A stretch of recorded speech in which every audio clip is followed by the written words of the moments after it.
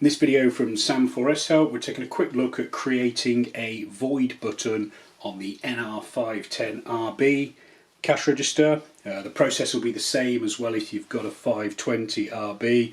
So what I'm going to do in the video is I'm going to make the button so you know how to do it, and then I'm going to show you how the void differs from the standard error correct on the machine. So in addition to the till itself, you'll also need the metal key marked C. The reason why you need that one is that's the only key that will turn round to the hidden dealer only service position. So if you pop the C key in here and then turn all the way around to PGM and then one more turn to an unmarked position called service mode. When you're in the service mode, it says service mode on the top, and then we're looking for line 4 key assign. So you arrow down, so your check button's got a little down arrow on it. When you've got to key assign, you press cash tend, and that takes into the key assignment. So the next thing you need to know is what number.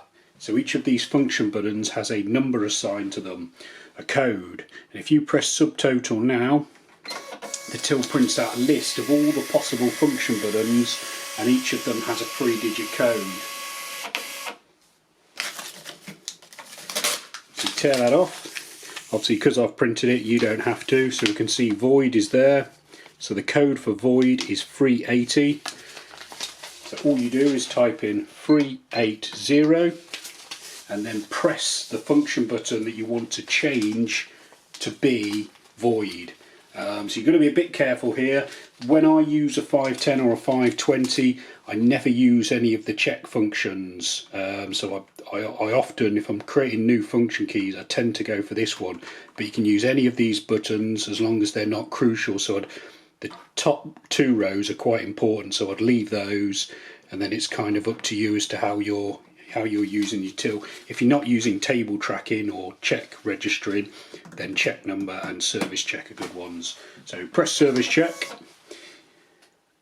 and then press cash tend. We get a little printout basically saying that service is now void under key assignment. So we can turn the key back round to the register mode and see how the button works. So if you put a sale in for a couple of items, you can use the error correct button here. That will get rid of the last item. The best thing about void allows you to go in and delete previous items. So if I've now got 4 lines on this sale and I want to go back and delete, say, PLU3, I can't use error correct, but I can use void. And the way it works is you press void, then the price, and then the button, and then you can subtotal and cash your sale off. So that's how to make and use a void button on the NR-510 or 520RB cash registers. So it's worth thinking about which one of these you're happy to sacrifice, and then going on with the programming. And then obviously you need to remember to put something on the top of here, whichever button you've created, to make it clear to your staff that this is the void item.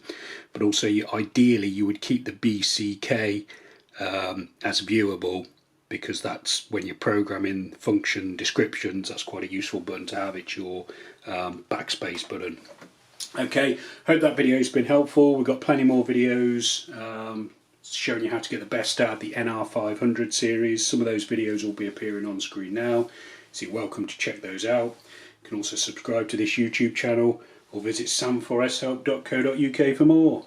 Thanks for watching.